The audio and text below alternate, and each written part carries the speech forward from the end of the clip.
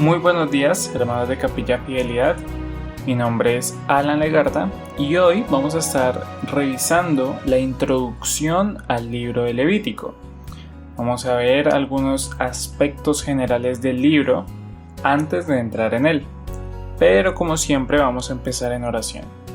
Señor Padre Celestial, gracias por este nuevo día, Señor, por tu amor, tu misericordia y permitirnos estar aquí, Señor. Te ruego que al escuchar este devocional sea de provecho para nuestro espíritu, sea de beneficio y para nuestro crecimiento. Te lo rogamos en tu nombre, Jesús. Amén y amén. Bueno, como siempre, cuando llegamos a un nuevo libro, no empezamos directamente con el capítulo 1, sino que tenemos este espacio para hablar un poco acerca del libro, de quién lo escribió, cómo lo escribió, para qué, un poco de todo el contexto histórico que tiene el libro y el sentido que le podemos dar para nosotros hoy en día. Para eso nos transportamos un poco a ese momento, a la época, para poder entender mucho mejor de qué es lo que vamos a ver en los siguientes devocionales durante las próximas semanas. Así que empecemos punto por punto.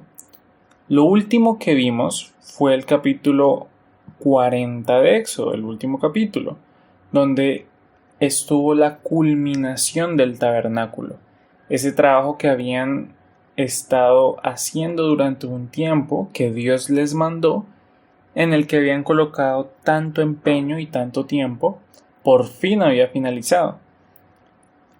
Al pie de la letra, todo como Dios lo había mandado. Y para que todo finalizase de la mejor forma, Dios mismo descendió sobre el tabernáculo en forma de nube.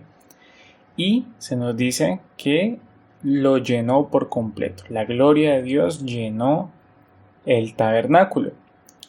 Y ese era el medio por el cual Dios los guiaba, a través de la nube. Eso fue lo último que vimos. Ahí quedamos, donde dejamos a un pueblo aún muy joven que debe de aprender a ser una nación. Ellos no tienen ningún medio para eso, para asegurarse de nada. Y esto nos va a llevar a ver lo fundamental que es una figura de autoridad sobre una cantidad de gente tan grande como lo es esta. Ellos no tenían una forma de vivir en armonía, porque no tenían cómo solucionar un problema, no tenían dónde solucionarlo o con quién. Tampoco tenían esquemas de seguridad, tampoco tenían un medio para preservar la salud. Ellos simplemente estaban en el desierto, caminando, saliendo de Egipto. Así que para poder solucionar todos estos inconvenientes, Dios decide dar lo que les hacía falta, es decir, leyes. Y esa es la situación que nos trae a este libro, Levítico.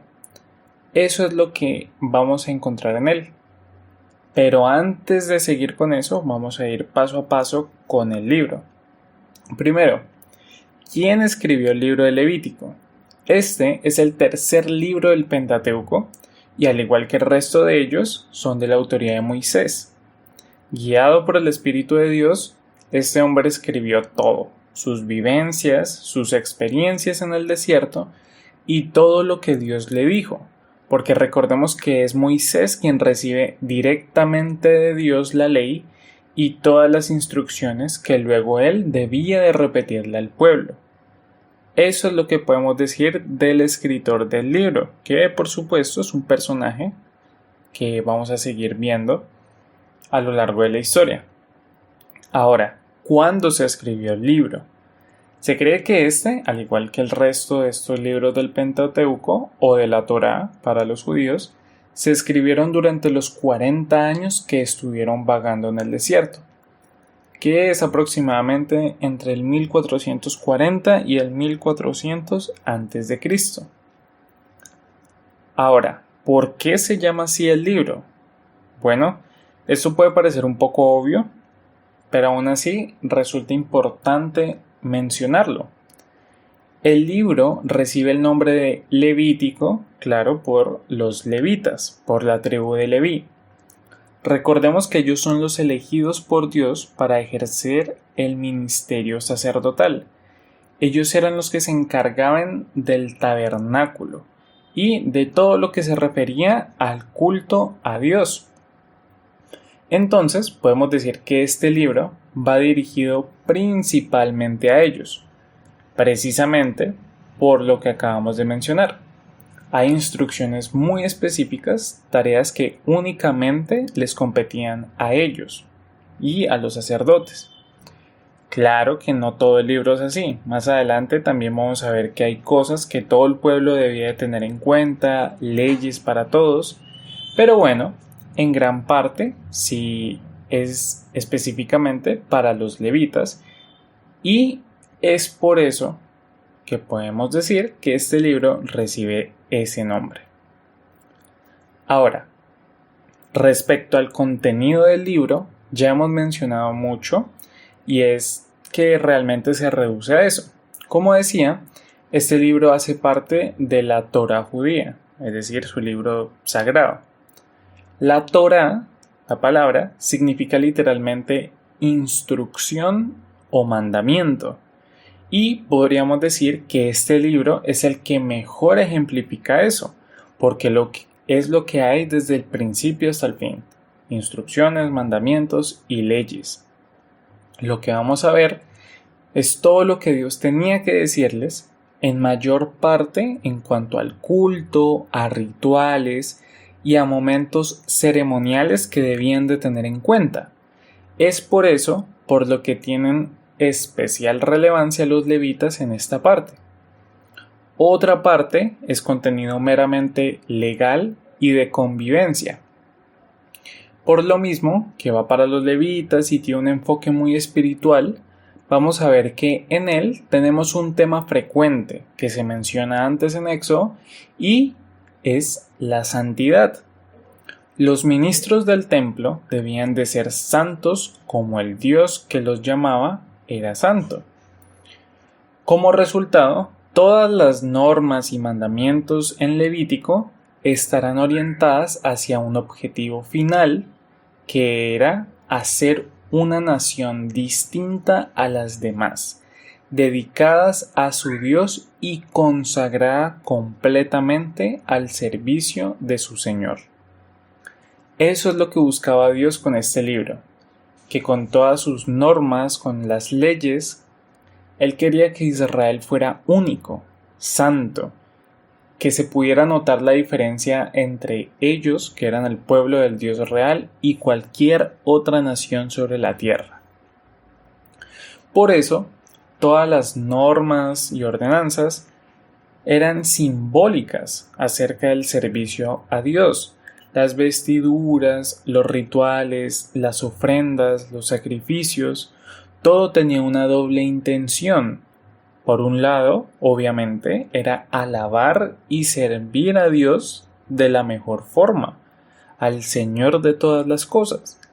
Pero por otro lado, la intención era hacer que Israel entienda el significado de la santidad y cuente con herramientas jurídicas, morales y espirituales para que ellos puedan ser ese pueblo santo que Dios quería.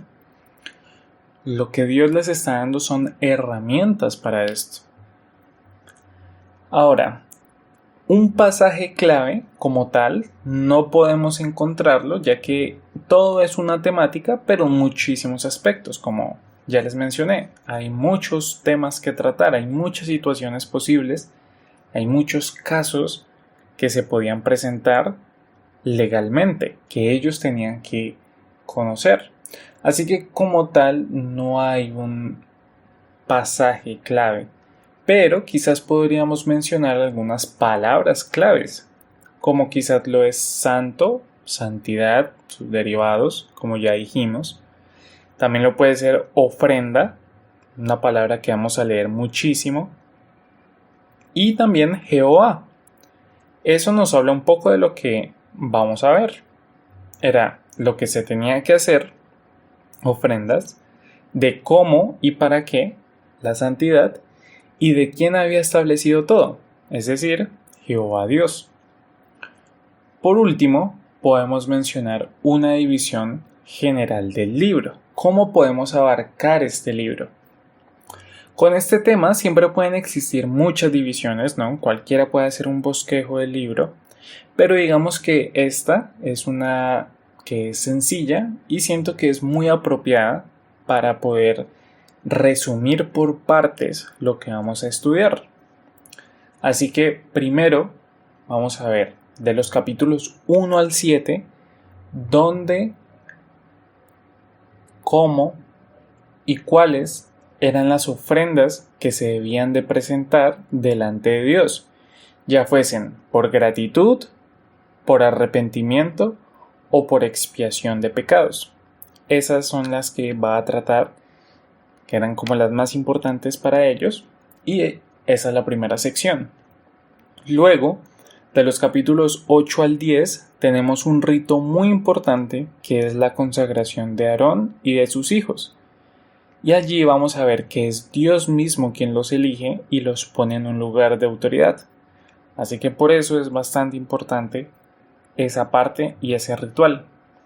Luego, de los capítulos 11 al 16, vamos a ver qué era para ellos estar puro o impuro ceremonialmente, cómo era que Dios los quería cuidar y proteger de muchas cosas y los hacía mediante esa idea de lo que es pureza.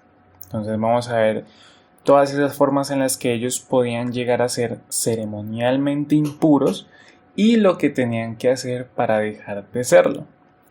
Luego, de los capítulos 17 al 25, tenemos las leyes de santidad, que es lo que el pueblo debe de tener en cuenta para vivir en santidad y lo que los sacerdotes tenían que estar vigilando y sobre todo viviendo. Esto es lo que se conoce como el corazón del libro de Levítico, estos capítulos.